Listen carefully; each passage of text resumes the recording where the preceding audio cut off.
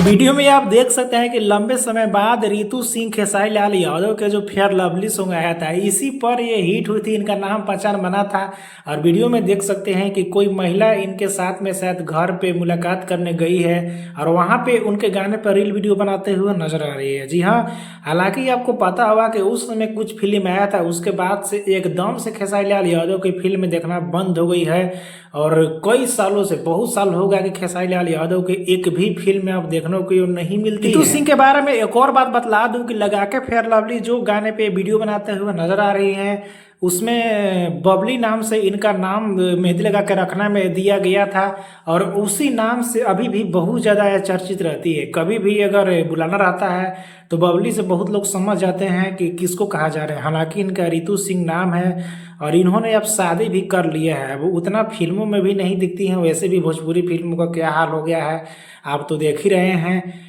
लेकिन जो भी है, अभी भी वीडियो बनाने पर आपको पता होगा कि जब भी ये इस गाने पे वीडियो बनाती है तो खेसारी लाल यादव का चर्चा होने लगता है, क्योंकि खेसारी लाल यादव के ही साथ में उनका ही देन है, खेसारी लाल यादव के ही फिल्म का देन है कि इनका नाम पहचान मिला है जो भी भोजपुरी में। मेहंदी लगा के रखना फिल्म के बाद हमको नहीं लगता है कि ऐसा कोई भी फिल्म इनको मिला होगा जिससे उतना नाम पहचान मिला होगा। ऐसा कोई भी फिल्म नहीं है, सिर्फ खेसारी लाल यादव के ही मेहंदी लगा के रखना में। हालांकि उनको साइड रोल दिया गया था, मेन लीड में थी काजल राघवानी। काजल राघवानी थी मेन एक्ट्रेस में और साथ में ऐसे ही दिया गया था, मतलब कि हीरोइन के साथ में जो रहती है वैसा इनको रोल दिया गया था।